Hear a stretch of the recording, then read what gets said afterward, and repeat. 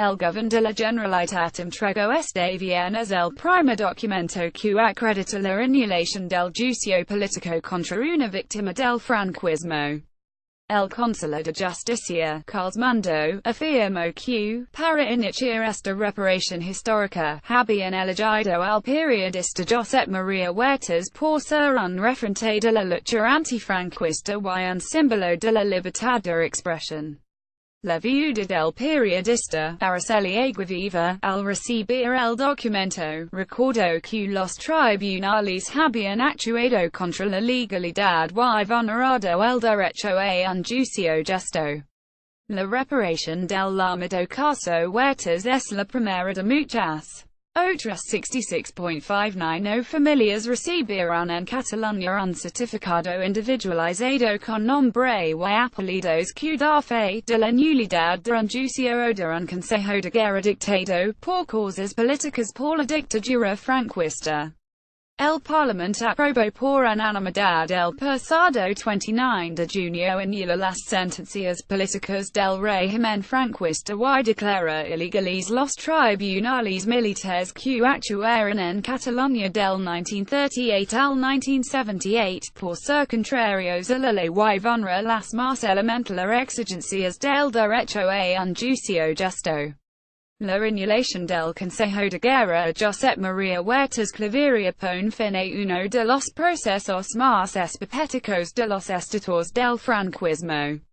El 25 de agosto de 1975, apenas 3 meses de que murió Franco, Huertas fue condenado a 2 años de prisión por una frase que decía un buen número de muebles estaban regentados por viudas de militares, al parecer por las dificultades que para obtener permiso para abrir alguno hubo después de la guerra. Esa frase forma parte de un reportaje de una página entera publicado en el diario Teleexpress a principios de junio.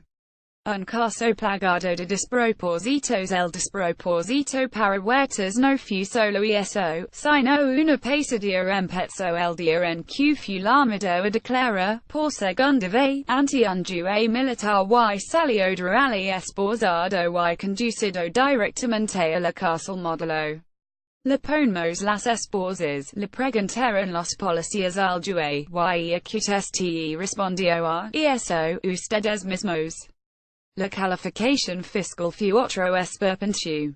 A Huertas le acusaron de injurias. Ni siquiera se atrevieron a acusar de calumnias porque era más que evidente que su afirmación era cierta. De modo que se vio enfrentado a un juicio en el que el tribunal estaba compuesto únicamente por personas directamente implicadas en el caso, los militares.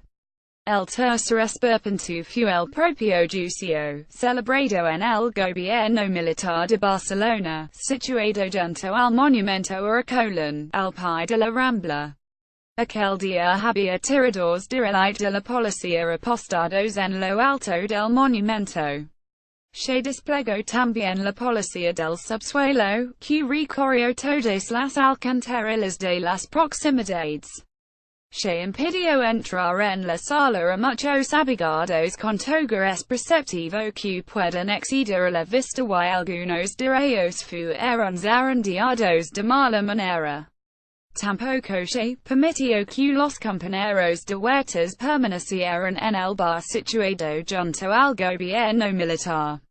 Solo 4 de ellos podían ocupar una de las mesas, de modo que hubo una rotación al modo de sillas calientes. Y fue imposible permanecer de pie en las proximidades. Todos los que aguardaban en el exterior eran obligados a circular, y esa palabra que tanto gustaba a la policía de la época. Todo ese despliegue se debía a que mientras estaba en prisión a la espera de juicio fue acusado de ser uno de los contactos en Barcelona del asesino de Carrero Blanco, por usar la terminología empleada por la prensa del movimiento.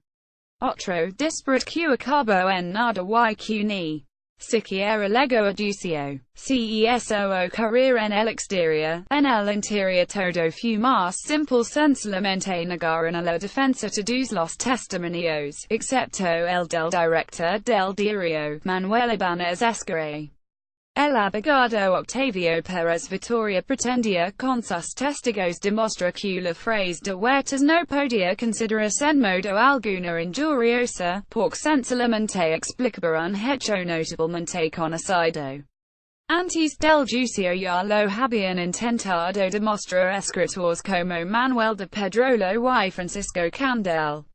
Pedrolo se preguntaba cómo podía considerarse una injuria la alusión a una actividad legalizada y reglamentada, que pagaba sus correspondientes impuestos.